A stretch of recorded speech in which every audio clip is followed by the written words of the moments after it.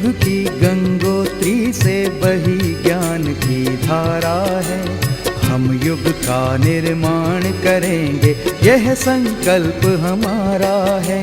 हम बदलेंगे, युग बदलेगा, यही हमारा नारा है। सद्विचार घर घर पहुँचाएं, यह कर्तव्य हमारा है।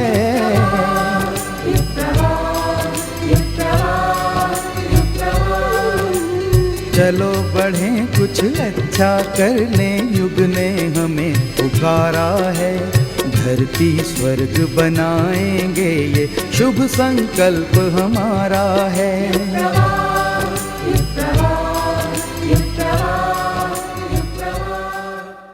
नमस्कार, युग प्रवाह में आप सबका स्वागत है। आइए सुनते हैं हम सब के लिए मंगलकारी और आत्म कल्याण का दिशाबोध करा देने वाले अमृत संदेश पूज्य गुरु सत्ता की अमृतवाणी में।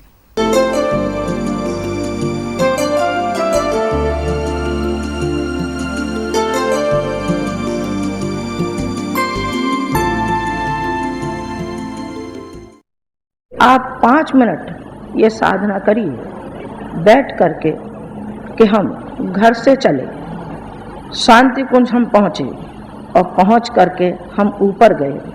कहाँ गए? जहाँ के गुरुजी ने 24-24 लक्ष्य के प्रोषण किए, उस सिद्ध दीपक का हमने नमन किया। क्या नमन करके ही धन्य हो गए? नहीं, उससे जो शक्ति गुरुजी ने पाई है, अपने गुरु से शक्ति पाई है, वही शक्ति पाने में हम भी समर्थ हों। वो शक्ति हमको भी मिली। ये आपको रोज आपको चक्कर लगाना है सारे शांति कुंज का, और बस ऊपर तक, वहाँ तक, कहाँ तक, जहाँ तक हमारे पास आप जाते थे वहाँ तक आपको लगाना है।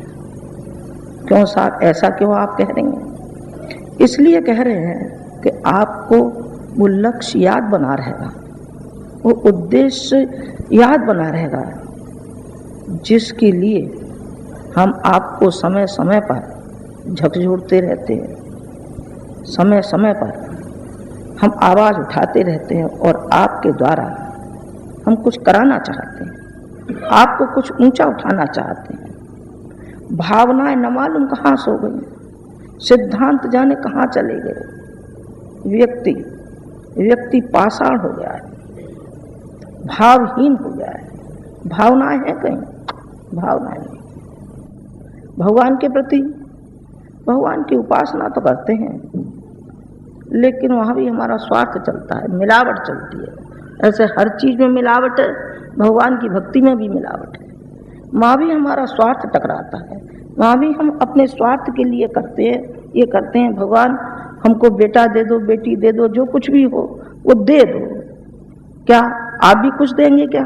नहीं। हम क्या दे सकते हैं? हमारे पास क्या है? हम तो केवल हैं तो भिखारी हैं। नहीं बेटे, ये भिखारी शब्द मनुष्यों के लिए शोभा नहीं देता। भिखारी शब्द शोभा नहीं देता है। संतपन तो शोभा देता है, जिसके कि आप अनुयायी हैं। संत और ऋषिपन तो आप लोगों के लिए शोभा देता है, भिखारीपन शोभा नहीं देता है। कि अमुक चाहिए, तमुक चाहिए। अरे चाहिए क्या? भगवान ने जब हमको इतना बड़ा शरीर दे दिया है, जो करोड़ों रुपए की संपत्ति नौछावर करके फेंकी जा सकती है, तो हमको क्या चाहिए? कुछ नहीं चाहिए। भगवान हमको चाहिए तो एक चीज चाहिए, वो चाहिए करुणा, वो चाहिए हमको दया और करुणा और प्यार चाहिए। इस प्यार के सहारे हम सारे संसार को बदलने का हौसला रखते हैं। इस करुणा के सहारे, वो करुणा न मालूम कहाँ चली गई है। इंसान के अंदर से करुणा बिल्कुल समाप्त हो गई है, समाप्त हो गई है। ये किनकी जिम्मेदारी है? इसको कौन पूरा करेगा? आपके साथ हम हैं, हम पूरा करेंगे और आप पूरा करेंगे। आप करेंगे, आप करेंगे। कुरीतियों को कौन उठाएगा, हटाएगा? आप हटाएंगे। दहेज के दानव को कौन जलाएगा? आप जलाएंगे, आप जलाएंगे। यदि आपके अंदर करुणा है तो आप शपथ लेंगे कि हम कभी भी दहेज नहीं लेंगे। जब तक हम सिद्धांतवादी नहीं बनेंगे, तब तक ये पनपता ही रहेगा। वो तो बेचारे को उल्टा सीधा काम करना ही पड़ेगा, क्योंकि उसको तो चार बैठी है, उसका हाथ पीले करने हैं। कोई जहर खा के मरती है, कोई फांसी लगा के मरती है, किसी को मारा जाता है। कौन? और हम सो रहे हैं, जिनको हम ये कहते हैं कि बुद्धिजीवी वर्ग। बुद्धिजीवी हैं हम कठोर हैं, हम पाषाण हैं। पाषाण है जिसके ऊपर कोई असर नहीं पड़ता। असर नहीं पड़ता है, ये आपके ऊपर असर पड़ना चाहिए। भगवान के लिए यदि हम समर्पित हैं तो हमें समर्पित जीवन जीना चाहिए। लोक मंगल के लिए, समाज के लिए, राष्ट्र के लिए हमको समर्पण होना चाहिए, समर्पित होना चाहिए। यदि हम समर्पित हैं तो हमारा धन्य हमारा जीवन है, नहीं तो बेटे धिक्कार नहीं योग्य। धिक्कार नहीं योग्य कि मनुष्य योनि हमको मिली और फिर भी बर्बाद करते हुए चले गए। किसके लिए? मुट्ठी भर व्यक्तियों के लिए, जिसमें हमारा बच्चा, बीवी, माँ, बहन, भाई, जो अपना कुटुंब जिसको कहते, बस इसी के लिए जन्म लिया था क्या? इसके लिए तो कीड़े मकोड़े और पशु योनि, इसको पशु योनि कहते हैं। बेटे आप बुरा मत मानना, बुरा आपको लगता हो तो क्षमा करना, लेकिन ये पशु योनि होती है जो केवल खुद गर्ज के ही लिए जीना चाहता है, दूसरों के लिए नहीं। जो पीड़ा पतन करा रहा है और जो के अंधी आंखें पुकार रही हैं, जो चीत्कार हो रहा है, उसको आप नहीं सुन रहे हैं क्या? उसको यदि आप नहीं सुन रहे हैं तो फिर गुरुजी के प्रति आपका क्या समर्पण है? हम ऐसे खिवैया हैं गुरुजी बेटे, जिस इनकी नाव में जो कोई भी बैठा है, न तो डूबे है न डूबने दिया। आपके रथ को चलाएंगे हम चलाएंगे, हम बनेंगे आपके जीवन की नाव के खिवैया, और हम आपके जीवन के रथ के दो पहिए हम बनेंगे, हम चलाएंगे आपके रथ को। लेकिन आप जरा अपनी संकीर्णता को तो छोड़ दीजिए। आपकी जो समस्या है वो हमको मालूम है, और जो हमने आपकी गारंटी ली है, आप अपने ऊपर जिम्मेदारी ली है कि आपके जीवन की नाव को चलाते रहेंगे। इस नाव में आप हमारी में बैठे हैं तो आप डूब नहीं सकते, किसी भी कीमत पर नहीं डूबने देंगे आप। ना हम डूबते हैं ना किसी को डूबने देते हैं। हम तो जो डूबता है उसको भी उठा के किनारे पे लगाने वालों में से है। किनारे पे लगाते, उसको भी कहते बेटा डूबे मत, नहीं तुझे शोभा नहीं देता, तू इंसान है तो इंसान का तो हौसला रख, ब्राह्मण होकर के जी। ब्राह्मण कौन होता है? ब्राह्मण वो होता है, ब्राह्मण वर्ग नहीं होता, जाति नहीं होती है। ब्राह्मण एक सिद्धांत होता है, एक भावना होती है, एक आदर्श होता है। ब्राह्मण देता है, सारे संसार को देता है। और क्षत्रिय क्या करता है? वो अनाचार अत्याचार के विरुद्ध तनकर खड़ा हो जाता है। देखा जाएगा जो भी परिस्थितियां हैं, जो भी हमारी विपरीत परिस्थितियां हैं, उसको हम कुचल के फेंक देंगे, रगड़ के फेंक देंगे। देखिए परिस्थितियां क्या होती हैं हमारे सामने, कोई परिस्थितियां नहीं होती। परिस्थितियों का जो गुलाम हो जाता है वो मर जाता है समय से पहले, और जो परिस्थितियों को कुचल के फेंक देता है वो जिंदा दिल होता है। जिंदा दिल होता है।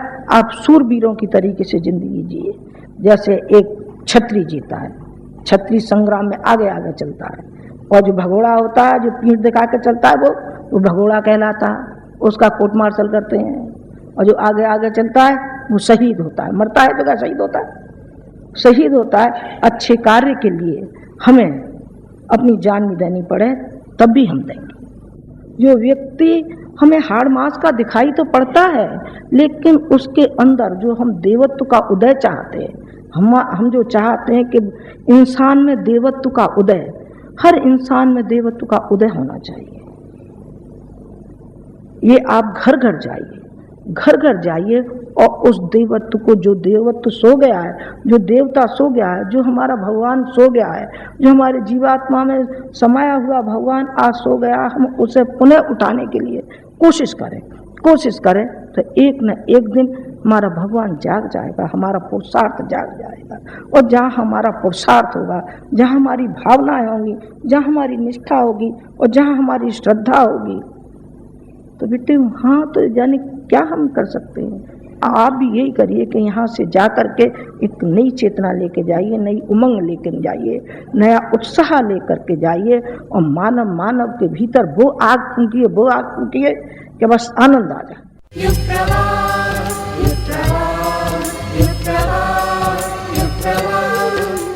मित्रों, आप सब ने लाभ लिया गुरु सत्ता के दिव्य संदेश का।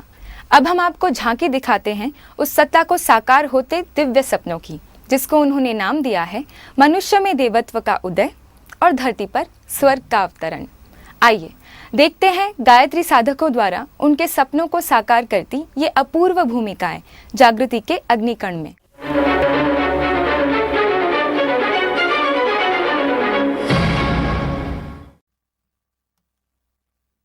नमस्कार, युग प्रवाह में आपका स्वागत है। मध्य प्रदेश के सीधी जिले में ग्राम परखुड़ी में पूरे क्षेत्र में आदर्श ग्राम विकास का एक महत्वपूर्ण केंद्र शांति कुंज के तत्वावधान में बनने जा रहा है। इस हेतु पिछले दिन 28 एकड़ भूमि का पंजीयन कराया गया। आज जहां चारों ओर अपने और अपने परिवार के लिए संपत्ति एकत्र करने की होड़ मची है, परम पूज्य गुरुदेव के आदर्शों से प्रेरित होकर अपनी 28 एकड़ सिंचित भूमि शांति कुंज की रचनात्मक गतिविधियों हेतु दान में देने का एक अनुकरणीय उदाहरण सामने आया है। इस केंद्र के लिए भूमि परखुड़ी ग्राम के श्री रामचंद्र पांडे जी ने मिशन को दान में दी है। पिछले 30 वर्षों से मिशन से जुड़े श्री पांडे जी ने पूज्य गुरुदेव से शांति कुंज में अपनी मुलाकात की चर्चा करते हुए बताया, ऊपर की दलान में गुरुजी लेटे हुए थे अपने तखत में, 2-4 लड़के उनके पास खड़े थे। हम दूर खड़े हो गए थे तो देख लिया तो बुलाया अपने हाथ से इशारा करके, चला चला। वहाँ पहुँचे, चरण उनका हमारी तरफ था तो चरण में पाँव रखा, हाथ में कागज जो लिए था तो मुझको देना नहीं पड़ा, अपने आप झटक लिया उन्होंने। पढ़ते रहे कुछ देर, पढ़ने के बाद एकाएक चौंक के और बैठ गए सिद्धासन में। बोले, मत देना किसी को, अपनी वो दमादों को मत देना, सब समाज में लगा देना, सब समाज में लगा देना। गुरु जी का ये आदेश समझिए, जो कुछ सही गुरु आज्ञाकारी ऐसी कुछ समझिए, हमको खलती रही। कल पिछले दिन रजिस्ट्रेशन हो गया, यहाँ से कृपा हुई आप सबकी, गुरु जी का आदेश था, बड़ी प्रसन्नता हो रही थी। दिनांक 13 अगस्त को शांति कुंज के व्यवस्थापक एवं वेद माता गायत्री ट्रस्ट के ट्रस्टी आदरणीय गौरी शंकर शर्मा जी ने इस केंद्र का विधिवत उद्घाटन किया। इस अवसर पर शांति कुंज के वरिष्ठ प्रतिनिधि श्री HP सिंह और देव संस्कृति विश्वविद्यालय के ग्राम प्रबंधन संकाय के प्रमुख श्री DP सिंह भी मौजूद थे। 28 एकड़ में फैले इस केंद्र के माध्यम से गाय की नस्ल सुधारने और गौ उत्पाद बनाने का कार्य आरंभ किया जाएगा। साथ ही यहां से जड़ी बूटी की व्यावसायिक खेती के लिए प्रशिक्षण भी दिया जाएगा। आने वाले कुछ सालों में यहां कृषि के नए उपकरण विकसित करने के लिए एक बड़ा रिसर्च सेंटर खोलने की योजना बनी है। इसे एक साधना केंद्र के रूप में भी विकसित किया जा रहा है।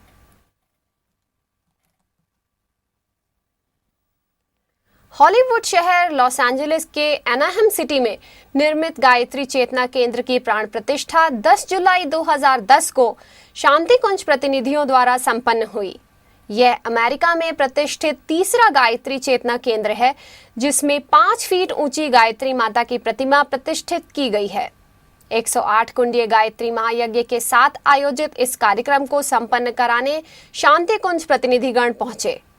पूर्व संध्या पर सिटी ऑफ बुएना पार्क की कम्युनिटी सेंटर हेरिटेज हॉल में स्नेह मिलन एवं सांस्कृतिक कार्यक्रमों का आयोजन किया गया। निकी भट्ट, प्रज्ञा शर्मा, आरती भट्ट के मार्गदर्शन में 18 कार्यक्रम प्रस्तुत किए गए, जिसमें ताना, स्वामी नारायण, स्वाध्याय परिवार एवं दक्षिण भारतीय परिवार के बच्चों ने बड़े उत्साह से भाग लिया।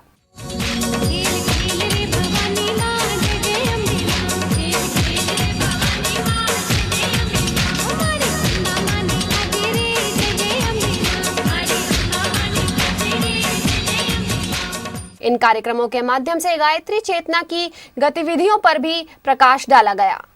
108 कुंडीय गायत्री महायज्ञ का शुभारंभ 108 कलशधारी बहनों और करीब 400 लोगों ने मिलकर भव्य कलश यात्रा के साथ किया। महायज्ञ में अनेक साधकों ने गायत्री मंत्र की दीक्षा ली। विभिन्न संस्कार भी संपन्न कराए गए। सायंकालीन दीप यज्ञ में शुभंकर आकारों में सजे 2000 दीपकों को वैदिक मंत्रों के साथ 251 युवकों ने प्रज्वलित किया एवं गायत्री महामंत्र एवं महामृत्युंजय मंत्र से आहुतियां प्रदान की गईं।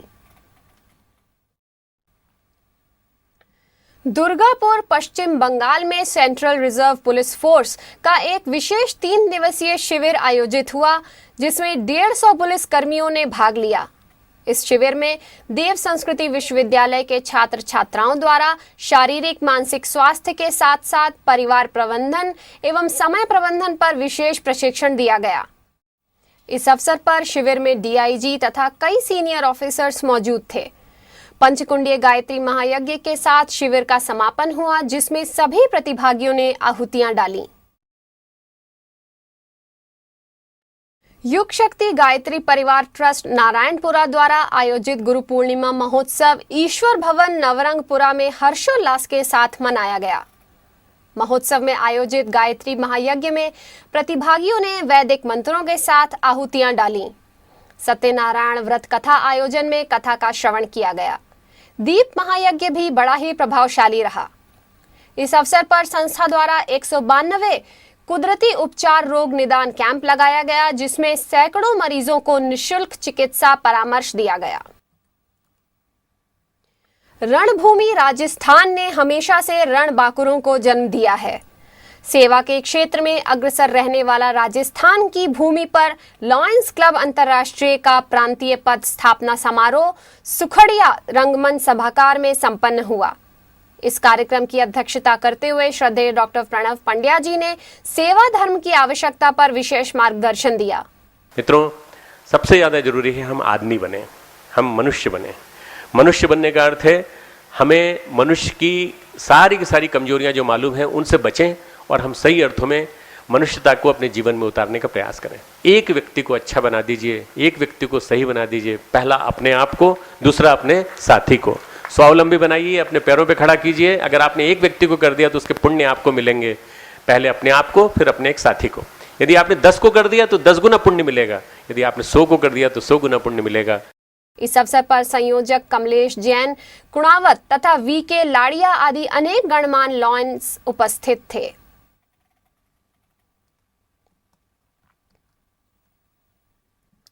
गायत्री शक्तिपीठ उदयपुर में परम पूज्य गुरुदेव के जीवन पर आधारित प्रदर्शनी का लोकार्पण परम श्रद्धेय डॉक्टर प्रणव पंड्या जी के कर कमलों द्वारा हुआ। इस अवसर पर प्रदर्शनी का अवलोकन करते हुए श्रद्धेय डॉक्टर साहब ने पूज्य गुरुदेव के जीवन पर प्रकाश डाला। उन्होंने कार्यकर्ताओं से अपील की कि इस प्रदर्शनी का लाभ उदयपुर तथा उसके आसपास के प्रत्येक जनता को मिले, ऐसा प्रयास होना चाहिए। मैं समझता हूं कि गायत्री परिवार एक नया तंत्र खड़ा करे सरकार के समानांतर, और पूरे के पूरे गायत्री शक्तिपीठों को एक प्रकार से नई विद्या शैली, नई जीवन शैली, नई शिक्षण शैली देने का एक तंत्र बना दे, तो हम लोग सरकार की शिक्षा नीति के समानांतर एक नई नीति दे सकते हैं जिसमें कि लोग पढ़ने के लिए स्वयं आएंगे। दक्षिण भारत के राज्य आंध्र प्रदेश, तमिलनाडु, केरल तथा कर्नाटक में परम पूज्य गुरुदेव के जन्म शताब्दी की उमंग प्रारंभ हो चुकी है। प्रत्येक राज्य में 5 कुंडीय से लेकर 9 कुंडीय गायत्री महायज्ञ स्थानीय भाषाओं में संपन्न हो रहे हैं, जिनमें स्थानीय जन समुदाय बढ़ चढ़कर हिस्सा ले रहे हैं। जोनल केंद्र गायत्री चेतना केंद्र हैदराबाद में गुरु पूर्णिमा महोत्सव 9 कुंडीय गायत्री महायज्ञ के साथ संपन्न हुआ। इस अवसर पर 250 से ज्यादा लोगों ने परम पूज्य गुरुदेव के विचार जन जन तक पहुंचाने का संकल्प लिया।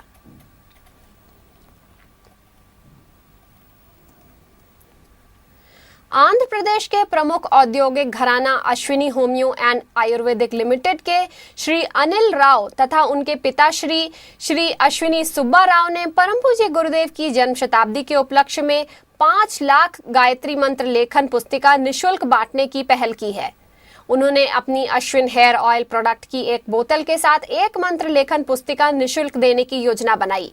इससे मंत्र लेखन पुस्तिका जन सामान्य तक पहुंचेगी तथा उससे जन जन को लाभ भी होगा। इस पुस्तिका का विमोचन अखिल विश्व गायत्री परिवार प्रमुख श्रद्धेय डॉक्टर प्रणव पंड्या एवं श्रद्धेया शैल जीजी के कर कमलों द्वारा हुआ। देव संस्कृति विश्वविद्यालय में नव प्रवेशी विद्यार्थियों का स्वागत उन्नयन 2010 के साथ हुआ। इसका उद्घाटन करते हुए कुलाधिपति डॉक्टर प्रणव पंड्या जी ने विद्यार्थियों को सकारात्मक दृष्टिकोण बढ़ाने पर बल दिया। देव संस्कृति विश्वविद्यालय के छात्र हैं, इसका हमें एक मन में अभिमान होना चाहिए, और ये अभिमान हमारा अहंकार न बने बल्कि स्वाभिमान बने, और हमारे मन में ये भावना जागे कि हम गुरुदेव की विचार क्रांति के संदेशवाहक बन सकते हैं क्या? ये बार बार हमारे में बात आनी चाहिए। कार्यक्रम का मुख्य आकर्षण यूनिवर्सिटी विद डिफरेंस पर आधारित नृत्य नाटिका रही। परम पूज्य गुरुदेव के विजन और कुलाधिपति जी के मिशन पर सुंदर संदेश दिए गए। हारिए न हिम्मत पर योग क्रियाओं की प्रस्तुति तथा अंग्रेजी गीत इट्स नाउ और नेवर प्रस्तुत किए गए। गायत्री तीर्थ शांति कुंज में राष्ट्र का 64वें स्वतंत्रता दिवस धूमधाम से मनाया गया। परंपरागत समारोह में मुख्य अतिथि आदरणीय शैलजी जी एवं आदरणीय डॉक्टर प्रणव पांड्या जी का स्वागत बैंड धुन से हुआ। उन्होंने ध्वज पूजन के उपरांत ध्वजारोहण राष्ट्रगान किया। इस अवसर पर गायत्री विद्यापीठ एवं देव संस्कृति विश्वविद्यालय के छात्र छात्राओं ने राष्ट्रभक्ति परक गीत एवं नृत्य प्रस्तुत किया।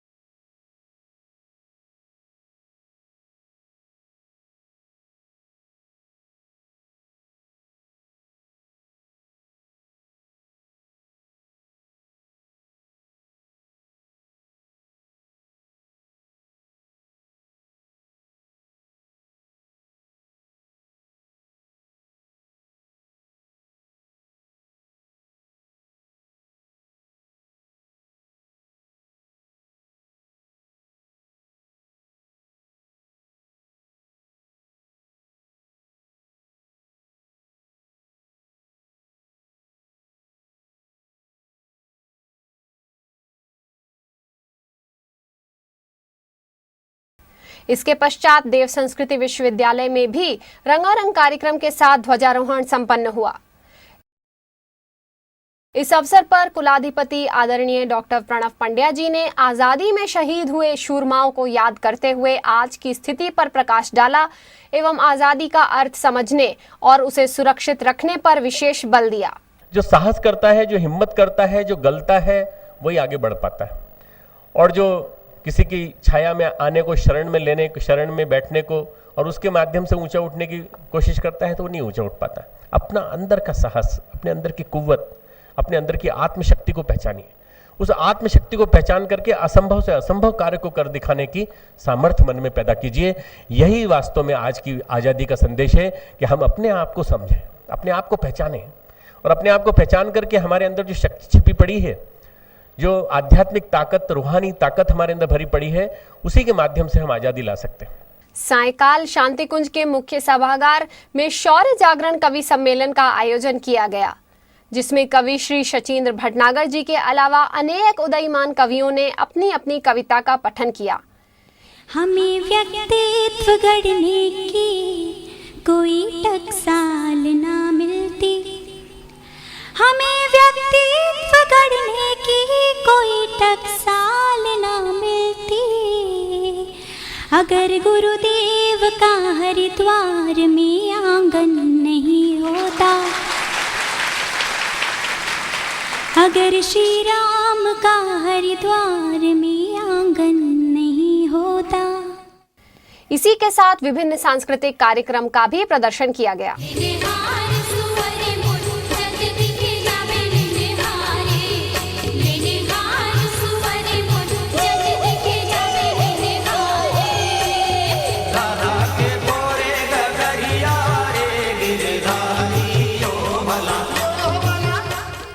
अमेरिका की राजधानी वॉशिंगटन डीसी में American association of physician of Indian origin के 28वें वार्षिक अधिवेशन में अखिल विश्व गायत्री परिवार अमेरिका द्वारा पुस्तक मेला लगाया गया। इस अधिवेशन में योग, ध्यान और वैज्ञानिक आध्यात्मवाद पर चर्चा हुई। परम पूज्य गुरुदेव का साहित्य इन विषयों को समझने में अत्यंत सहायक सिद्ध हुआ। उपस्थित हजारों चिकित्सकों ने इसी से प्रभावित होकर युग ऋषि का साहित्य बड़ी मात्रा में खरीदा। और इसी के साथ समाचार समाप्त हुए। अगले अंक में फिर मिलेंगे नए समाचारों के साथ। तब तक के लिए आज्ञा दीजिए। नमस्कार।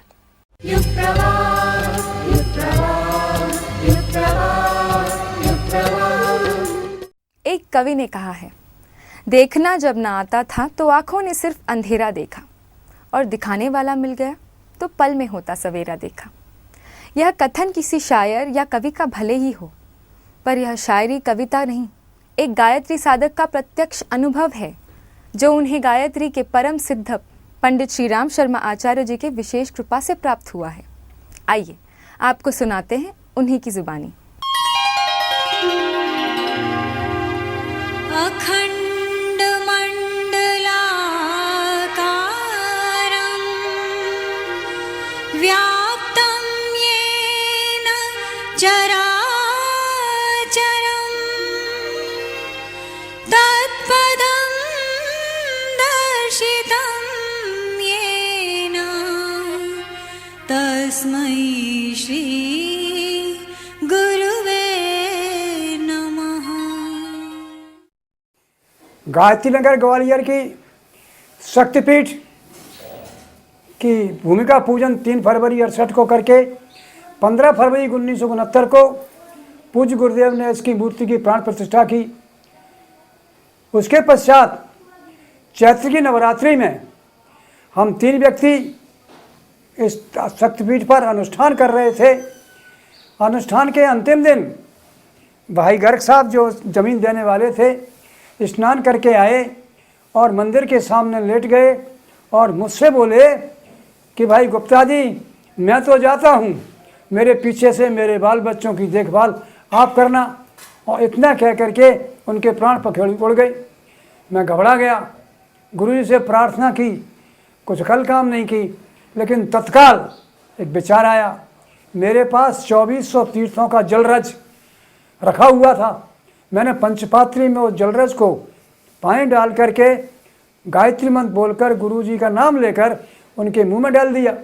डालते ही बराबर उन्होंने आंखें खोल दी। आंखें खोल दी तो हमने पूछा, तो वो ऐसे हाथ का सा करे, बोल नहीं सके थे। जब बोल नहीं सके तो हमने तत्काल उनको उनके घर बिरला नगर पहुँचा दिया। वहाँ डॉक्टरों ने जाँच की तो उन्होंने कहा कि साहब इनको फालिज मार गया है और कोई बात नहीं, चिंता मत करो। उस दिन चूँकि पूर्ण आहुति थी, हमने जल्दी से ही नवरात्रि की अनुष्ठान की पूर्णाहुति की, कन्या भोजन वगैरह कराया और जल्दी निपट करके मैं गाड़ी से मथुरा पहुंचा।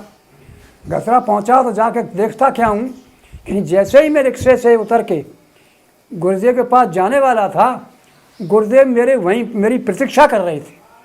मुझे देखते ही वो गेट से बाहर आ गए और बोले, ठहर, उतरे मत, जाके गर्ग साहब के घर वालों को कहना कि अभी हम गर्ग साहब को मरने नहीं देंगे, उनके बाल बच्चों का देखभाल कौन करेगा, उनसे कहना हमने उनको 10 साल का जीवन दान दे दिया है और चिंता मत करो, जहाँ तक फालिस का सवाल है मैं बहुत जल्दी अच्छा कर दूंगा और तुम इसी गाड़ी से जाओ वापस। तो मुझे रिक्शा नहीं उतरने दिया, मैं उसी से वापस स्टेशन आया। रात को 10 बजे यहाँ वापस आया और रात को जाके उनको मैंने खबर सुनाई कि ऐसा गुरु जी ने आज्ञा दी है, तब जाके तसल्ली हुई। इसी प्रकार एक घटना और है, सन 1966 की है। मेरे पिताजी ने इच्छा प्रकट की कि मुझे बद्रीनारायण की यात्रा करा दो। मैंने गुरु से परमिशन मांगी, गुरुदेव ने स्वीकृति दे दी और एक लाइन और लिख दी कि तुम जिस दिन जाओ पहले से निश्चित समय पर हमको तुम सूचना दे देना कि हम इस गाड़ी से रवाना हो रहे हैं। उन दिनों तो हम इनकी बात समझते ही नहीं थे, नए ही थे, 65 में आए, 66 की बात है। हमने उनको सूचना दे दी, निश्चित समय पर हम रवाना हो गए। रवाना होकर के रास्ते में हमको बड़ी बड़ी कठिनाइयाँ आई, लेकिन वो सारी कठिनाइयाँ अपने आप दूर होती चली गईं और हम ग्वालियर से चल के दिल्ली पहुँचे, दिल्ली से हरिद्वार पहुँचे, हरिद्वार से ऋषिकेश पहुँचे और ऋषिकेश से हम जोशीमठ पहुँच गए। सुबह जोशीमठ करीब 8 बजे पहुँचे तो वहाँ क्या होता है कि पिताजी के प्राण निकल गए बस में ही। अब तो मैं बड़ा घबराया कि प्रभु ये क्या हुआ गुरुदेव, बिल्कुल अब तो बिल्कुल पास में ही आकर के गुरुजी की पिताजी की इच्छा अंतिम बाकी रही जाती है, कृपा करो। मैंने जो प्रार्थना की उनके प्राण लौट आए, शक्ति आई वो बस में से कूदे और एकदम दौड़ के पहाड़ी पर चढ़ के धर्मशाला में पहुंच गए। उसके बाद हम 2 दिन बद्रीनारायण पहुंचे, वहाँ सारा काम किया और सकुशल घर वापस आ गए। गुरुदेव ने हमारे पिताजी को जीवन दान दिया और ये कहा कि बेटा तू चिंता मत करे। हम क्या किया, जब वापस आए तो घर ना आते हुए वहाँ चले गए मथुरा, क्योंकि उस समय शिविर चल रहा था और शिविर हमको अटेंड करना था। तो जैसे ही मैं पहुँचा, सोई गुरुदेव बोले बेटा तू यात्रा तेरी सफल हो गई। मैंने कहा गुरुदेव आपके साथ में, कि तू चिंता मत करे, मैंने तेरे पिता को 3 साल का एक्सटेंशन दे दिया है, वो सब काम निपटा देंगे, तू बेफिक्र रहे। और वास्तव में वैसा ही हुआ। 3 साल बाद सब काम निपटाने के बाद पिताजी चले गए। मुश्किल से 5-6 बरस हुए होंगे। मैं अखंड ज्योति पढ़ रहा था, उसमें लिखा था कि दिनांक 15 फरवरी 69 को पूज्य गुरुदेव ने दूर दूर के बसे शहरों में एक ही समय में 5 स्थानों पर प्रवचन किया था। मैं पढ़ कर के सोचने लगा, ये बात कुछ जम नहीं रही है। अपनी मेमोरी मैंने इकट्ठी की तो मैंने अभी 15 फरवरी 69 को गुरुदेव यहाँ थे, वो 5 के अलावा नाम था। तो मैंने शांति कुंज को पत्र लिखा कि गुरुदेव एक मरतबा में केवल 5 शरीर से ही काम करते हैं, ये सही नहीं है, उचित नहीं है। ये कहिए कि गुरुदेव असंख्य सारे शरीरों से एक साथ में कार्य करते हैं। उसका प्रमाण यह है कि जो आपने 5 शरीरों की व्याख्या की है, विवरण दिया है, वो 6वां तो मेरे पास है। फिर मैंने उसमें विवरण दिया विश्वास दिलाने के लिए। 13 फरवरी 1969 को गुरुदेव ग्वालियर पधारे और यहाँ हमारे यहाँ एक कांग्रेस साहब सरदार हैं, उनकी कोठी पर ठहरे, रात को प्रवचन किया, कार्यकर्ताओं से मिले। दूसरे दिन प्रातःकाल आंग्रे साहब के कोठी में पंचमुखी गायत्री की प्रतिमा थी, उसकी उन्होंने प्राण प्रतिष्ठा की। दोपहर को कार्यकर्ताओं की गोष्ठी ली। उसके पश्चात वो सब कार्यकर्ता सहित एक बस में भर के ग्वालियर में जेसी मिल के पास गोपाल तेल मिल में भाई छोटे लाल जी घर के निवास पर पहुंच गए। वहाँ से फिर गुरुदेव की हमने शोभा यात्रा निकाली। तो बिरला नगर से हजीरे होते हुई वो शोभा यात्रा गायत्री मंदिर यहाँ पर ख़त्म हुई। रात्रि को गुरुदेव बगल में पीछे जो कॉलोनी बसी है उसके पीछे डीडी भार्गव उनके मकान पर विश्राम किया। प्रातःकाल तीसरे दिन सुबह यज्ञ के पश्चात गुरुदेव ने गायत्री नगर गए, गायत्री की मूर्ति की प्राण प्रतिष्ठा की। दोपहर को कार्यकर्ताओं की गोष्ठी लेते हुए उन्होंने भविष्य के कार्यक्रम बताए कि इस स्थान से यहाँ से बहुत बड़ा संचालन होने वाला है। और उसके बाद गुरुदेव रात की गाड़ी से मथुरा रवाना हो गए। ऐसी स्थिति में आपने केवल 5 जगह का नाम दिया है, लेकिन 6वां मैं कह रहा हूँ।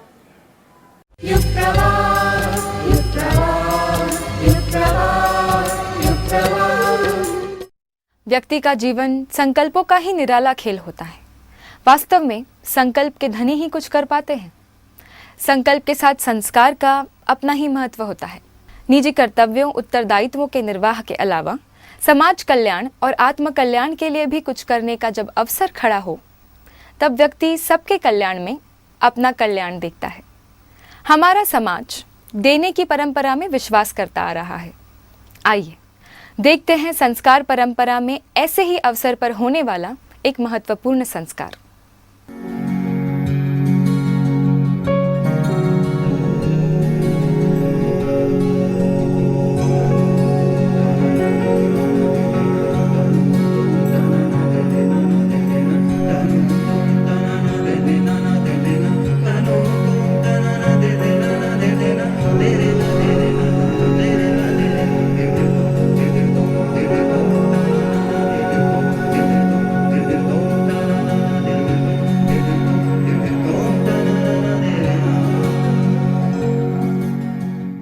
वानप्रस्थ के लिए पीत वस्त्र धारण करने का ऋषियों ने विधान बनाया है।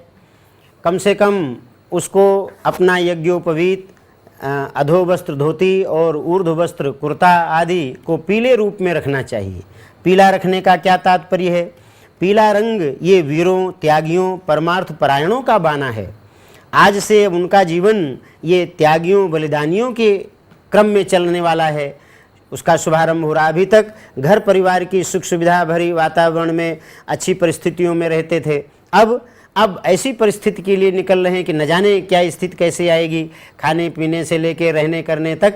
तो हर परिस्थिति के लिए व्यक्ति तैयार रहे, इसीलिए ऋषियों ने पीला वस्त्र पहना करके उनको इन सब बातों के लिए तैयार रहने का कहा है। ये संस्कृति की प्रतिष्ठा, उसके सनातन गौरव की रक्षा करना वानप्रस्थ भारतीय संस्कृति है, उसका जो सनातन गौरव है उसकी रक्षा होनी चाहिए।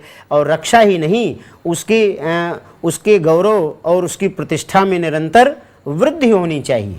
तो ये पीला वेशभूषा पहन करके जब उसकी निगाह अपने वस्त्रों पर जाती है या दूसरे लोग उसे देखते हैं तो दूसरों के मन में भी वही भाव जागृत हो और उसके मन में भी कि हमने एक विशेष व्रत धारण किया है, एक विशेष व्रत के अंतर्गत हमने ये वेशभूषा पहना है, तो उस व्रत का निरंतर परिपालन करना हमारा दायित्व बनता है, हमारा कर्तव्य बनता है।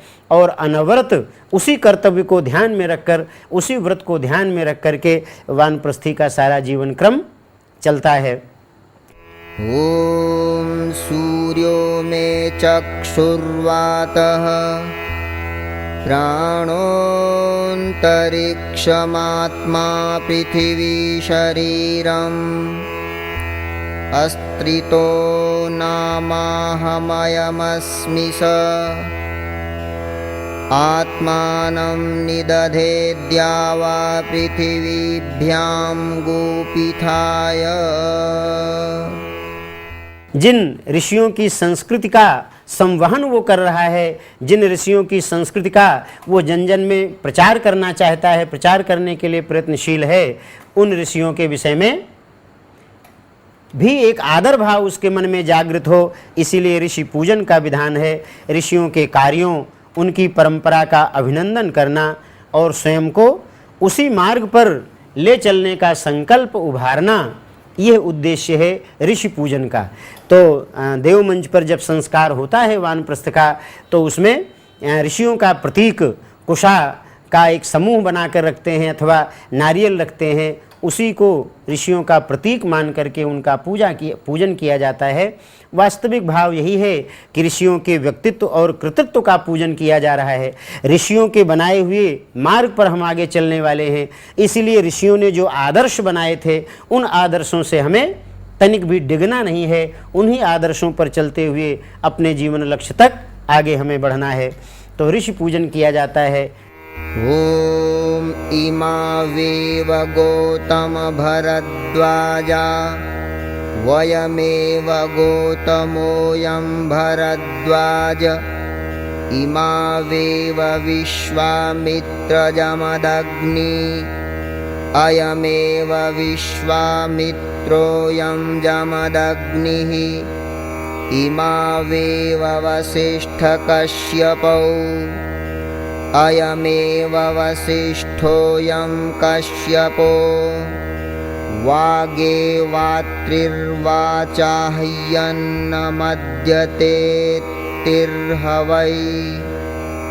नामैततद्यदत्रिरिति सर्वस्यात्ता भवति सर्वमस्यान्नं भवति य एवं वेद। ओम सप्तऋषिनभ्यावर्ते ते मे द्रविणं यच्छन्तु ते मे ब्राह्मणवर्चसम्। ओम ऋषिभ्यो नमः। आवाहयामि स्थापयामि पूजयामि ध्यायामि। ऋषि पूजन के बाद वेद पूजन का क्रम आता है। वेद परमात्मा के शाश्वत ज्ञान का समुच्चय है। ज्ञान के बिना मुक्ति संभव नहीं है। ऋते ज्ञानान्न मुक्ति ही कहा जाता है। ज्ञान के बिना व्यक्ति भव बंधनों से कह लीजिए, मोह बंधनों से कह लीजिए, दुनियादारी से कह लीजिए, उससे मुक्त नहीं हो सकता है। इसीलिए ऐसे ज्ञान की आवश्यकता है जो ज्ञान उसे यथार्थ का बोध कराए। अभी तक हमारा ये कर्तव्य था, गृहस्थ जीवन में थे, बाल बच्चों के बीच थे, उनके परिपालन की बात की, लेकिन अब हमारा ये कर्तव्य बनता है समाज के लिए समर्पित हों, उसी मोह बंधन में लगातार बंधे न रहें। तो यह ज्ञान वेदों के माध्यम से हमें प्राप्त होता है और उन्हीं वेदों का पूजन करके वेदों के प्रति, उसके ज्ञान के प्रति एक श्रद्धा भाव विकसित करने के लिए वेद पूजन का ये क्रम आता है। तो अपने और समाज दोनों के लिए ज्ञान का होना आवश्यक है। ज्ञान से व्यक्ति में जो उसके कमियां हैं, उसके दोष हैं, उसका कर्तव्य बोध है, वो पूरा होगा और ज्ञान के माध्यम से समाज में संव्याप्त अज्ञान को दूर किया जा सकता है। अज्ञान के कारण ही न जाने कितनी ऐसी कुरीतियां हैं, कितनी ऐसी मूढ़ मान्यताएं हैं जो समाज में प्रचलित हैं। समाज उन कुरीतियों और मूढ़ मान्यताओं को ढोता रहता है, उस भार को, उस बोझ को। ज्ञान के माध्यम से यदि लोगों के भ्रम को दूर कर दिया जाए तो निश्चित रूप से लोग उस बोझ से, अनावश्यक उस बोझ से बच जाएंगे और उनका जीवन हल्का फुल्का जीवन हो जाएगा, अच्छा जीवन हो जाएगा। अंधविश्वासों से, मूढ़ मान्यताओं से सब मुक्त होते हुए चले जाएंगे। तो इसीलिए वेद पूजन के माध्यम से स्वयं ज्ञान अर्जित करना और दूसरों को ज्ञान बांटने का वानप्रस्थी संकल्प लेता है।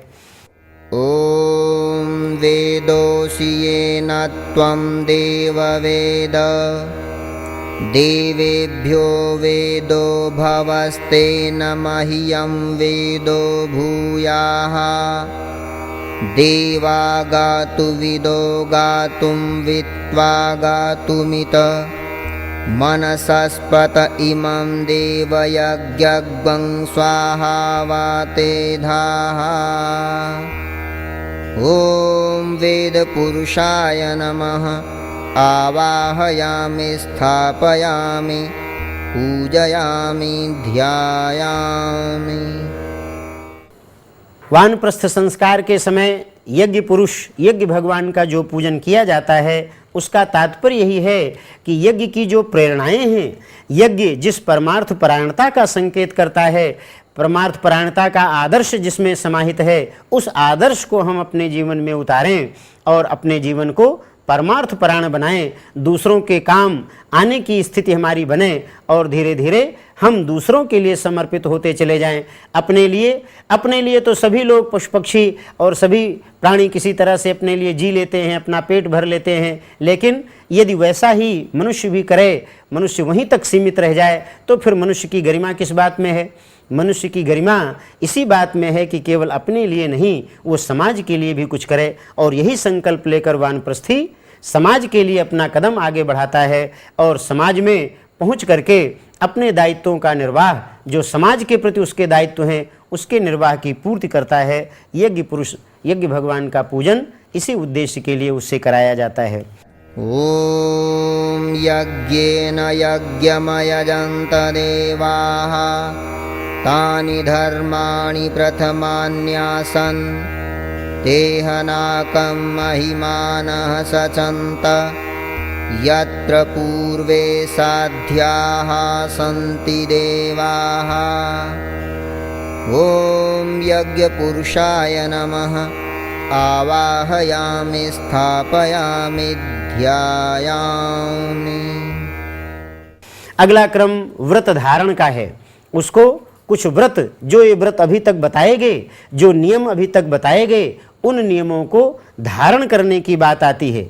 5 देवताओं की साक्षी में अग्नि के, सूर्य के, चंद्र के, वायु के और व्रतपति इंद्र के, इन 5 देवताओं की साक्षी में वह व्रत ग्रहण करता है, व्रत धारण करता है कि हम वानप्रस्थ जीवन जो आज से शुरू कर रहे हैं, वानप्रस्थ जीवन के जो आदर्श, जो सिद्धांत बताए गए हैं, जो मर्यादाएं बताई गई हैं, जो अनुशासन बताए गए हैं, उन अनुशासनों का हम अनवरत पालन करते रहेंगे और इसके पालन में ही अपने जीवन की सार्थकता अनुभव करेंगे। तो उन व्रत धारण के माध्यम से, व्रतशील जीवन के माध्यम से अपने जीवन में उत्कृष्टता का समावेश करता है, उत्कृष्टता की चरम सीमा पर अपने जीवन को ले जाने का प्रयास करता है और यही उसके जीवन की सार्थकता होती है। इसी से समाज को उसके जीवन का लाभ भी प्राप्त होता है, तो वो व्रत धारण करता है। ॐ अग्ने व्रतपते व्रतं चरिष्यामि तत्ते प्रब्रवीमि तच्छकेयं तेनार्ध्यासमिदमहम् अनृतात् सत्यमुपैमि। ॐ अग्नये नमः। ॐ वायो व्रतपते व्रतं चरिष्यामि तत्ते प्रब्रवीमि तच्छकेयं तेनार्ध्यासमिदमहम् अनृतात् सत्यमुपैमि। ॐ वायवे नमः। ॐ सूर्यव्रतपते व्रतं चरिष्यामि तत्ते प्रब्रवीमि तच्छकेयं तेनार्ध्यासमिदमहम् अनृतात् सत्यमुपैमि। ॐ सूर्याय नमः। ॐ चन्द्रव्रतपते व्रतं चरिष्यामि तत्ते प्रब्रवीमि तच्छकेयं तेनार्ध्यासमिदमहम् अनृतात् सत्यमुपैमि। ॐ चन्द्राय नमः। ॐ व्रतानां व्रतपते व्रतं चरिष्यामि तत्ते प्रब्रवीमि तच्छकेयं तेनार्ध्यासमिदमहम् अनृतात् सत्यमुपैमि। ॐ इन्द्राय नमः। अभिषेकः। ॐ आपोहिष्ठामयो भुवः तान ऊर्जे दधातन महेरणाय चक्षसे। ॐ यो वः शिवतमो रसः तस्य भाजयते हनः उशतीरिव मातरः। ॐ तस्मा अरङ्गमामौ यस्य क्षयाय जिन्वथ आपो जनयथा च नः। विशेष आहुतिः। ॐ ब्रह्महोता ब्रह्मयज्ञा ब्रह्मणा स्वरवोमिताः अध्वर्युर्ब्रह्मणो जातो ब्रह्मणोऽन्तर्हितं महविः स्वाहा। इदम् अग्नये इदं न मम। और अंतिम क्रम उसमें आता है प्रव्रज्या का। क्या करना है उसको? परिव्राजक बन करके अपने दायित्व का निर्वाह करना है। परिव्राजक किसे कहते हैं? परितः व्रजंती इति परिव्रज्या। परिव्राजकः जो भी कुछ कह ले, भाव उसका वही है कि जो चारों ओर घूमता रहता है। भगवान सूर्य को सबसे बड़ा सर्वश्रेष्ठ परिव्राजक कहते हैं कि वे निरंतर अपनी ऊर्जा बिखेरते रहते हैं। व्यावहारिक दृष्टि से तो ये दिखता भी है कि पूर्व में उदित हुए ऊपर आए और शाम को अस्ताचल को गए, निरंतर उनका क्रम चलता है। मान लो कि उस वैज्ञानिक दृष्टि को माने कि नहीं, सूर्य तो नहीं चलते फिरते हैं, धरती चलती है, लेकिन कम से कम सूर्य निरंतर अपनी गति बनाए रखता है, अपनी तेजस्विता बनाए रहता है, अपनी ऊर्जा बिखेरता रहता है, अपना प्राण देता रहता है। तो उसी तरह से यह परिव्राजक का भी जीवन है। परिव्राजक का जीवन कैसा जीवन है? निरंतर चलते रहने का, कहीं भी रुकता नहीं है। प्राचीन काल में परिव्राजकों के लिए था कि वो 3 दिन से ज़्यादा किसी एक स्थान पर नहीं रुक सकते, निरंतर चलते रहते हैं। पुराणों के इतिहास में सबसे बड़े परिव्राजक नारद जी को माना गया था। निरंतर गतिशील रह करके भगवान का संदेश जन जन तक पहुंचाने का उनका कार्य रहता था।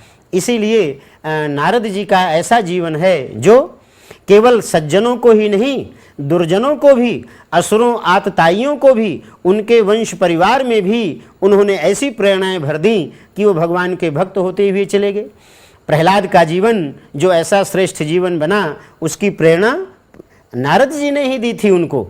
न जाने कितने लोग इस तरह से थे जिनको उन्होंने श्रेष्ठ जीवन की प्रेरणा दी, और उस श्रेष्ठ जीवन की प्रेरणा पा करके वे अपने जीवन को उसी दिशा में आगे बढ़ाते हुए चले गए। तो नारद जी का आदर्श यही था। वैसे तो वो 3 दिन का नियम था, लेकिन नारद जी का तो था कि वो 1 घड़ी केवल रुकते थे कहीं। 24 मिनट की एक घड़ी होती है, 1 घड़ी ही रुकते थे, फिर आगे कहीं न कहीं चलते रहते थे। तो परिव्राजक का यही आदर्श है कि वो कहीं रुके नहीं। ये नहीं कि कहीं परिस्थितियां बहुत अच्छी लगी, ठहरने खाने पीने का अच्छा इंतजाम है, चलो अब तो यहीं विश्राम किया जाता है, 1 आध महीने वहीं रुके रहे। नहीं, यदि इस तरह से परिव्राजक रुकेगा तो फिर वो फिर सुविधा भोगी हो जाएगा। फिर उसके त्याग का, बलिदान का, परमार्थ परायणता का उसका क्या होगा? वो कुंठित हो जाएगा, कुंद हो जाएगा, उसकी तेजस्विता कम हो जाएगी। इसीलिए ऋषियों ने इसके लिए रखा है वानप्रस्थ के लिए, परिव्राजक के लिए, कि निरंतर चलता रहे।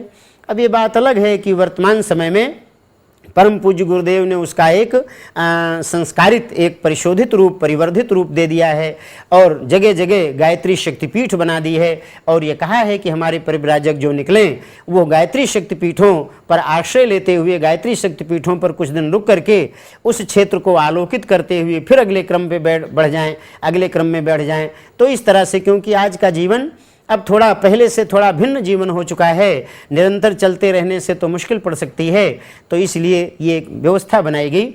और ये व्यवस्था 2-2.5 हजार साल पहले भगवान बुद्ध ने बनाई थी। शुरू में भगवान बुद्ध के जो श्रमण थे, वे श्रमण निकलते रहते थे। इसी तरह से उनके भी परिव्राजक ही नाम रखा था। उन्होंने भी निरंतर अपना संदेश, भगवान का संदेश, श्रेष्ठ जीवन का संदेश जन जन तक पहुंचाने के लिए कितना कष्ट उठा करके हिमालय की चोटियों को लांघते हुए वे चीन, जापान और कहाँ कहाँ पहुँचते हुए चले गए थे।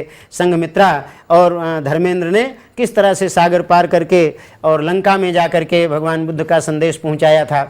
तो ये प्रज्ञा अभियान जो हमारा क्रम चल रहा है, युग निर्माण योजना का जो क्रम चल रहा है, परम पूज्य गुरुदेव ने जो ये अभियान चलाया है, वास्तव में ये बुद्ध धर्म का ही उत्तरार्ध है। ये प्रज्ञावतार, बुद्धावतार का उत्तरार्ध है, और इसके भी सिद्धांत, इसके भी सूत्र लगभग उसी पर निर्भर करते हैं। भगवान बुद्ध ने भी परिव्राजक बनाए थे, और परम पूज्य गुरुदेव ने फिर से परिव्राजकों का आह्वान किया है कि जिनमें कुछ दमखम है, जिनमें कुछ अपनी संस्कृति के लिए, अपने धर्म के लिए, अपने देश के लिए कुछ करने की हिम्मत है, कुछ करने की ललक है, भाव है, तो उनको परिव्राजक बनना चाहिए, वानप्रस्थ की दीक्षा लेनी चाहिए, और इसके माध्यम से वो समाज को वो सब कुछ देना चाहिए जिसको समाज प्राप्त नहीं कर पा रहा है। समाज तो अपनी ही छोटी छोटी समस्याओं में उलझा हुआ है, परेशान है। उन समस्याओं से उबारने का काम वानप्रस्थियों का है। तो इस तरह से वानप्रस्थियों का एकमात्र सिद्धांत है चरई वेति का। ऐतरेय ब्राह्मण में ये सिद्धांत मुख्य रूप से आता है, चरई वेति, चलते रहो, चलते रहो।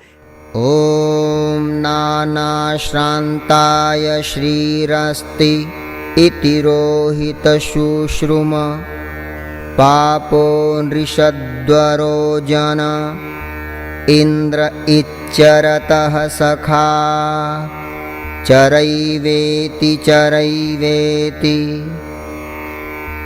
पुष्पिण्यौ चरतो जंघे भूष्णुरात्मा फलग्रहिः शेरेस्य सर्वे पाप्मानः श्रमेण प्रपथे हताः चरैवेति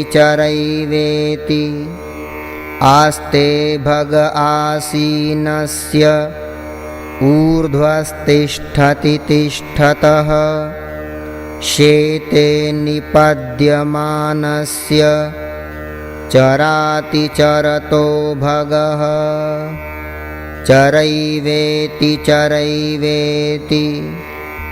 कलिः शयानो भवति सञ्जिहानस्तु द्वापरः तिष्ठंस्त्रेता भवति कृतं सम्पद्यते चरन् चरैवेति चरैवेति चरन् वै मधुविन्दति चरन् स्वादुमुदुम्बरम् सूर्यस्य पश्य श्रेमाणं यो न तन्द्रयते चरन् चरैवेति चरैवेति। ऐतरेय ब्राह्मण में ये सिद्धांत मुख्य रूप से आता है, चरैवेति चरैवेति, चलते रहो चलते रहो। चलने वाला ही सतयुग कहलाता है। जो थोड़ा सा ऊँघता रहता है वो द्वापर होता है, कलयुग होता है। सोते रहने वाले को कलयुग कहते हैं। तो ये युगों को भी जो एक अवधारणा दी है, तो उसमें मुख्य रूप से जो सतयुग की कल्पना की गई है उसमें यही है कि चलते रहो चलते रहो। निश्चित रूप से परिव्राजक यदि चलता रहे, निरंतर ज्ञान का आलोक फैलाता रहे, तो इस धरती पर फिर से स्वर्ग का अवतरण संभव हो सकता है। धरती पर स्वर्गीय परिस्थितियां बन सकती हैं। शर्त एक ही है कि ऐसे व्यक्ति निकलें, तेजस्वी परिव्राजक निकलें और निरंतर अपने उद्देश्य के लिए समाज में निरंतर चलते रहें, ज्ञान का आलोक बांटते रहें, बढ़ाते रहें श्रेष्ठ परंपराओं को। तो निश्चित रूप से समाज में स्वर्गीय परिस्थितियां बनती हुई चली जाएंगी, समाज में स्वर्ग आता हुआ चला आएगा। तो इस तरह से वर्तमान समय में इस वानप्रस्थ संस्कार की बड़ी उपयोगिता है। इसके द्वारा ही समाज का नव निर्माण किया जाना संभव है।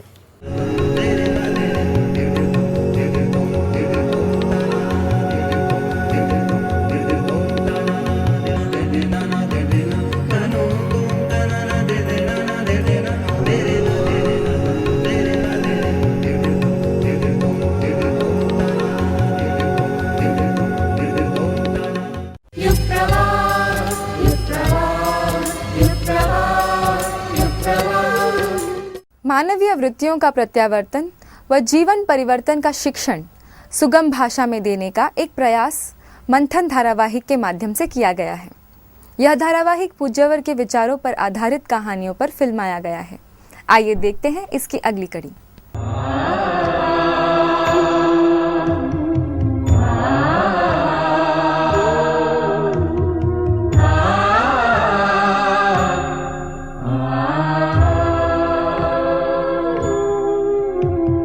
घटाटोप अंधियारा छाया,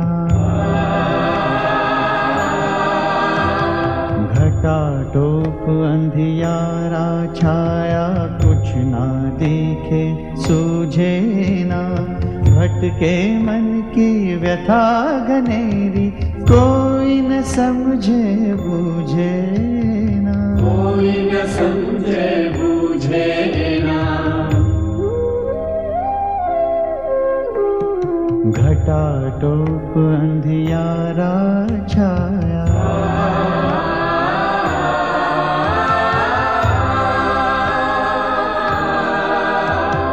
वही गगन है वही है सूरज, वे ही चांद सितारे हैं।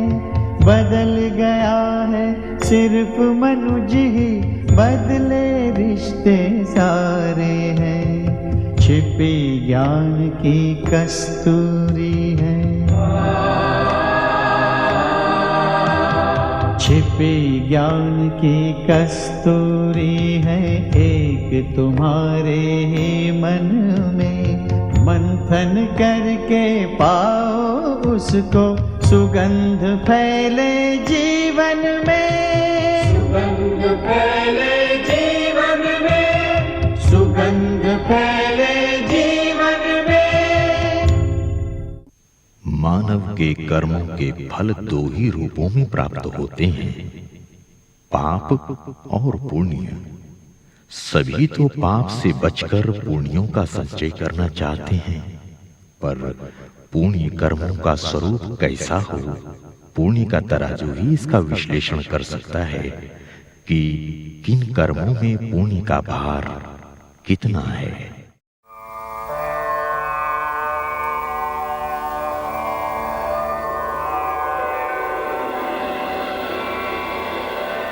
तुम्हारे द्वारा किए गए 3 पुण्यों का वजन इस धर्म तराजू ने कर दिया। तुम्हारे सुकर्मों के बदले उचित धन इस धर्म पेटी में पहुंच गया है। तुम स्वयं उसे खोलकर अपने पुण्यों का मूल्य ले जाओ।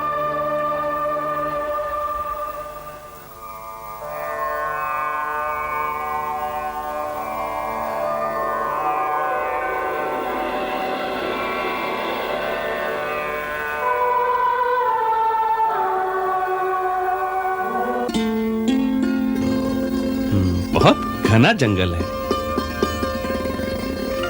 तुम्हें कितनी अशर्फियां मिली? 200। मैंने तो 2 ही पुण्य बेचे थे। और तुम्हें? 100। एक ही पुण्य बेचा था। 100 अशर्फियों की आवश्यकता पड़ गई थी कृषि कार्य के लिए, इसलिए 1 पुण्य बेच डाला। चलो अच्छा है, अपने सुकर्मों को बेचकर अपनी आवश्यकताएं पूरी हो जाती है। धर्म कांटा पुण्य का विवेचन बड़ी कुशलता से करता है। हाँ, दूर दूर से यहाँ लोग आकर अपना पुण्य बेच जाते हैं और उसी पुण्य के प्रताप से यह राज्य फल फूल रहा है। न यहाँ अकाल पड़ता है, न महामारी होती है, न सूखा, न बाढ़, न लूट और न चोरी, सब सुखी हैं। और पड़ोसी राज्य में सुना नहीं तुमने? उस पर तो विराटगढ़ के विद्रोहियों ने हमला कर दिया है। हमने तो सुना है विद्रोहियों ने राजमहल पर कब्जा कर लिया है और राजा और रानी अपना सिंहासन छोड़कर गुप्त मार्ग से पलायन कर गए हैं। एक उस राज्य को देखो और एक ये धर्म और पुण्य का साम्राज्य। धर्म कर्म छोड़ो भाई, रात होने वाली है। हम लोग वीरान निर्जन स्थान पर आ गए हैं। चलो चलकर सोते हैं, सुबह उठकर चले चलेंगे। हम तो धर्म के मार्ग पर चलने वाले हैं, किसका डर है? हमारा पुण्य और ईश्वर दोनों साथ हैं। बंधु यहीं कहीं रात गुजार लेंगे।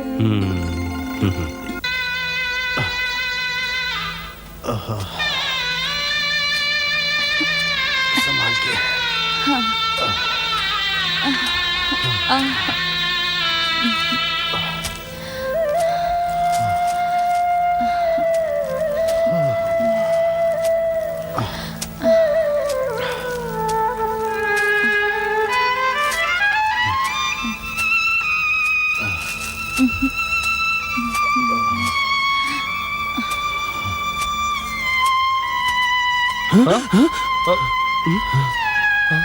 लगता है कोई जंगली जानवर है। हाँ, कोई चोर लुटेरा भी हो सकता है। अरे अरे क्या हुआ रानी? संभाल के, चोट तो नहीं आई? ठीक हूँ। लगता है कोई औरत मुसीबत में है। इस अंधेरे जंगल में तो कोई भूतनी ही होगी। बहस छोड़ो, मदद के लिए चलो। चलो। उठो महारानी, जीवन में ऐसी परीक्षा की घड़ियां भी आती हैं। अब और नहीं चला जाता महाराज। मैं जानता हूं महारानी, परंतु न तो अब मैं राजा रहा न तो महारानी। आओ संभाल के, चलो चलो। देखो, आ जाओ, आओ। महाराजा, महारानी, कहीं आप विराटगढ़ के तो? हाँ भाइयों, ठीक पहचाना।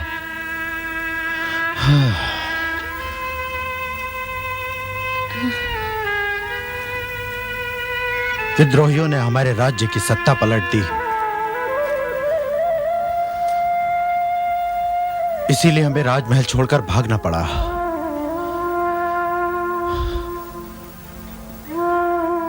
अब ना हमारे पास धन है, ना ही कोई सहारा। महारानी ने 2 दिन से कुछ खाया नहीं है। भूख के मारे सर में चक्कर आ रहा है।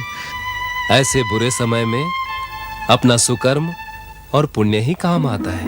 महाराज, आपने तो अनेकों पुण्य किए होंगे, उन्हें बेचकर कुछ स्वर्ण मुद्राएं क्यों नहीं प्राप्त कर लेते?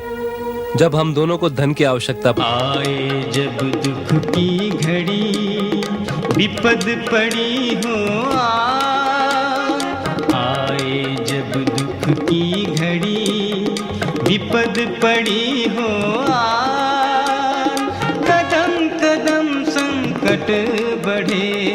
पग पग पर अपमान।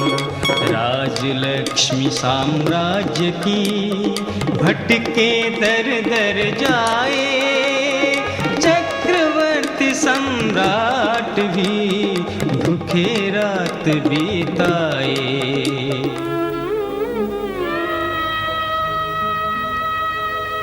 लो महारानी, आप भी लीजिए ना।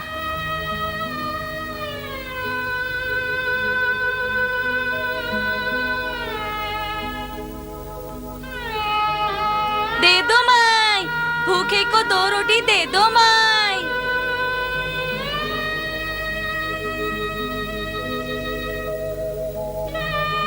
भूखे को 2 रोटी दे दो माई।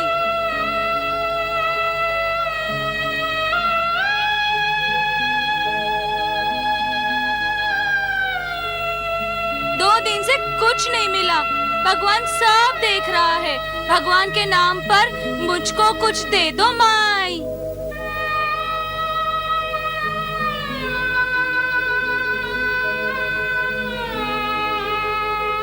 दे दे माई, भूखे को 2 रोटी दे दे, दाता के नाम पर दे दे। भूखी हूँ मैं, खिला दे पेट भर, 2 दिन से भूखी हूँ मैं। दिया है गांव वालों और मवेशियों की प्यास बुझाने के लिए आपने जगह जगह कुएं और नहर बनवाई, पाठशालाएं, चिकित्सालय बनवाए। यहाँ तक कि हर एक गांव में एक एक मंदिर बनवाया आपने। साधु सन्यासियों को आपने आश्रय दिया, उन्हें दान दिया। इन सभी पुण्यों को बेचकर करोड़ों स्वर्ण मुद्राएं तो हो ही जाएगी महाराज। चलिए महाराज, चलिए अपने पुण्य बेच डालते हैं। हाँ, उसके बाद मैं एक बहुत बड़ा सा महल बनवाऊंगा, प्यारा सा, तुम्हारे लिए। जमीन खरीदेंगे, हमारे सुख के दिन फिर से वापस आ जाएंगे। महाराज, देर किस बात की है, चलिए। हाँ हाँ, चलो, सामने ही तो पुण्य नगरी है। आओ। विराटगढ़ के महाराज और महारानी का इस धर्म तराजू पर स्वागत है। समय सदा एक सा नहीं रहता। आपके महल और साम्राज्य पर विद्रोहियों के आतंक के समाचार से हम सब दुखी हैं और चिंतित हैं। कहिए, हम आपकी क्या सेवा करें? धर्मराज, आपके आतिथ्य और सत्कार के लिए मैं आपको धन्यवाद देता हूं। आप तो देख ही रहे हैं कि हमारी क्या अवस्था है। हमारे पास अब कुछ भी नहीं बचा है।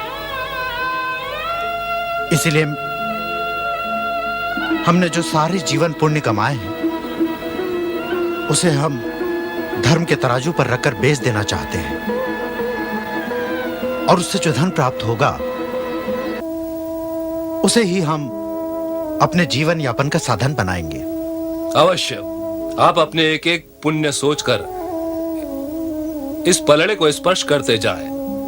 पुण्य के भार से तराजू झुकता जाएगा और उसी के अनुसार उसके मूल्य इस पेटी में समा जाएंगे।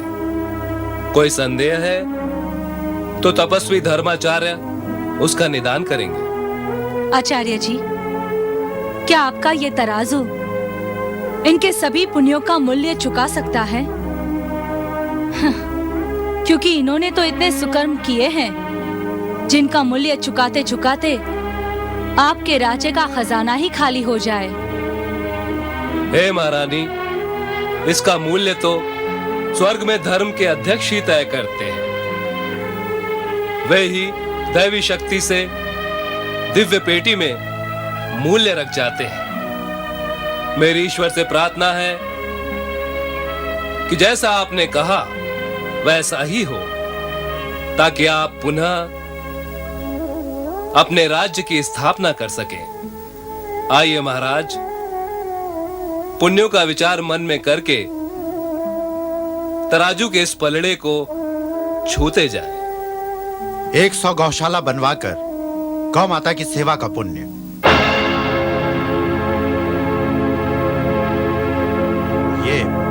ये क्या धर्मराज? संभवतः स्वर्ग में धर्माध्यक्ष ने इस पुण्य कर्म का मूल्यांकन शून्य किया है। आप दूसरे पुण्यों को तराजू में तोलें। 50 नहर बनवाकर खेत खलिहानों की सिंचाई करवाई, जगह जगह कुएं बनवाकर लोगों की प्यास बुझाई। ये क्या धर्मराज? तराजू तो हिलता ही नहीं। ये क्या अन्याय है? हाँ, अन्याय है।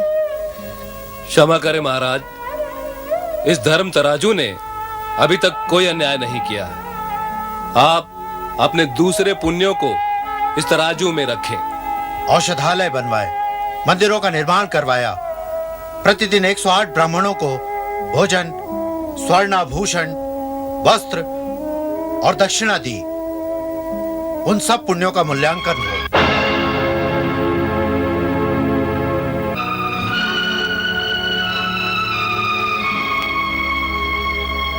अच्छा ठीक है। अपने शासनकाल में राज सिंहासन पर जब तक आरूढ़ रहा तब तक हमने जितने भी पुण्य किए हैं उन सबको मैं इस तराजू के पल्ले पर रखता हूं। झूठ है, ये झूठ है। ये कैसा अन्याय है? क्या मेरे पूरे जीवन के इन पुण्यों का कुछ भी मूल्य नहीं? हे धर्माचार्य, ये कैसा अधर्म है? मैंने अपने शासनकाल के सारे पुण्यों को इस तराजू पर चढ़ा दिया, पर यह तराजू तो हिलता भी नहीं। दुखी न हो राजन, ये धर्म का तराजू है, ये कभी अन्याय नहीं करता। हमारे पुण्यों के साथ न्याय नहीं हो रहा है। न्याय ही तो हो रहा है राजन।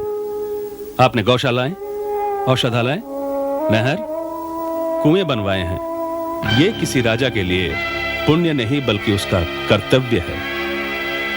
यदि एक राजा ये सब न करे तो उसे सिंहासन पर बैठने का कोई अधिकार नहीं।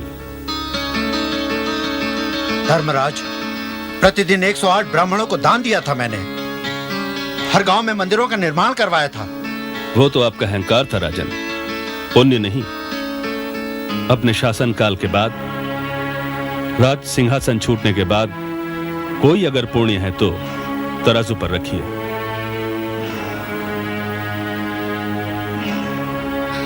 हाँ, याद आया स्वामी, हमने स्वयं भूखे रहकर एक भिखारिन को खाना खिलाया था। हाँ महाराज, आप तराजू पर हाथ रखिए। एक भिखारन को भोजन करवाया।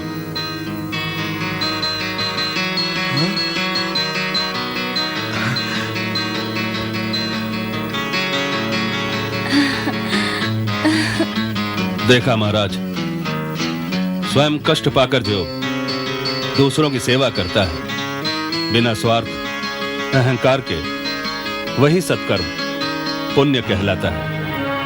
आपके पुण्य का ये उचित मूल्य स्वतः दिव्य पेटी में आ गया है, निकाल लीजिए। अरे महाराज, रुको रुको सारथी, रुको।